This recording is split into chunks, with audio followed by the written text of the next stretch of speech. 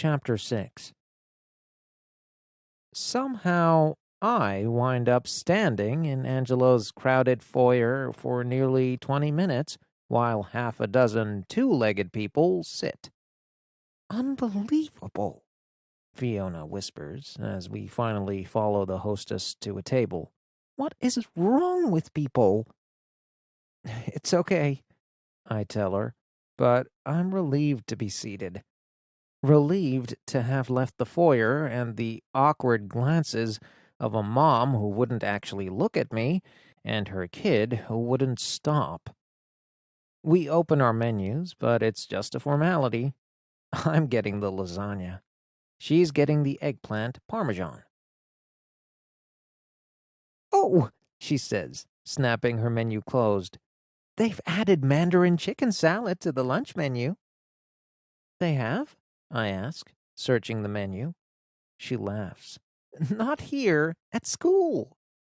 The waiter returns shortly to take our orders, and when he's gone, I sip my water and ask, So, what else is new at school? Fiona's eyes get wide. I never ask about school. I hate hearing about it, hate thinking about it. I break out in a cold sweat every time she starts chatting about it.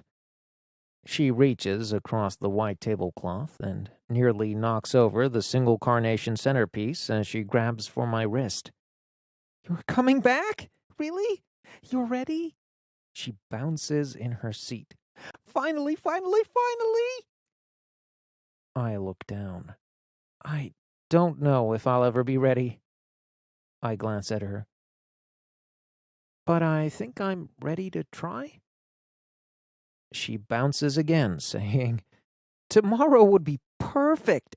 It's Friday. One day, then the weekend. You can get your feet wet, you know? Her cheeks flush, and she covers her mouth with a hand. Don't worry about it, I tell her, then shake my head.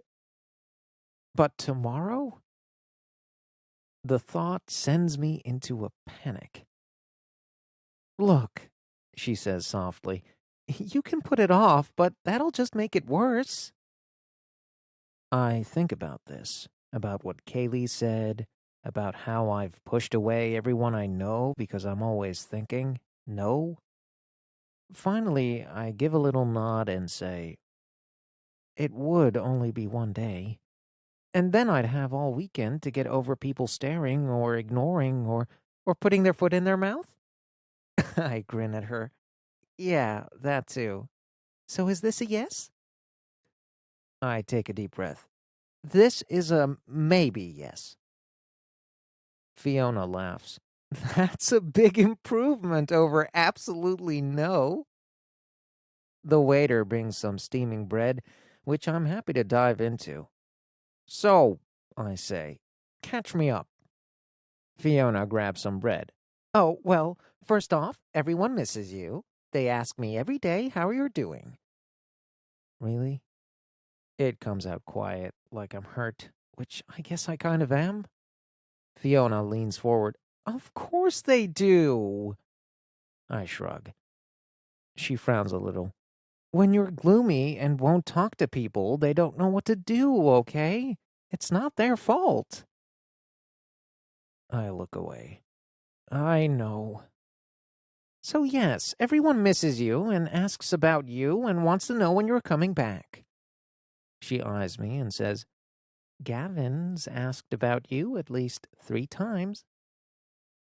Gavin? I shake my head. Why? Does he need more information for his story?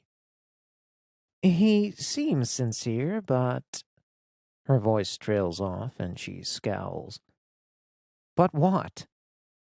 She shakes her head. Just tell me. She takes a deep breath, then blurts. Meryl's managed to work her magic on him.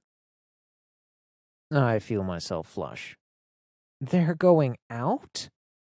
She rolls her eyes, frowns, rips apart her bread. Then she nods. After I compose myself, I say, Look, get real. He wasn't interested in me when I had 2 legs. What does that matter? You're the same person. No, I think, as I sip my water. I'm not. Well, forget about him, she says. What do you want to know about? This is a good question, and it's one I really don't have an answer to. I want to know everything about school, and nothing about it. It hurts to realize how unnecessary I am. From what little I've let Fiona tell me, school life seems the same as always. Track meets happen. The same flitty people are still flitting about. The same teachers are keeping to their same routines. The same lunchtime activities and rallies and club meetings still take place. I fell off, but the merry-go-round keeps moving. Lucy died, but the merry-go-round keeps moving. Still, as much as thinking this upsets me, I'm starting to see that I need the merry-go-round much more than it needs me. And in the end, my choice is to hop back on or get left in the dust. So I take a deep breath and ask about the one thing that means the most to me. The one thing I absolutely don't want to hear about. How's track? All her little fidgeting motions stop. She studies me a moment, then says, We lost to Mount Vernon by 6 points. They swept the 400 and won the 4x400. It lost us the meet. I have a twinge of comfort. Maybe the merry-go-round at least slowed down with me gone. Did Marcy pick up my leg? I ask. Her mouth drops open and she blinks at me.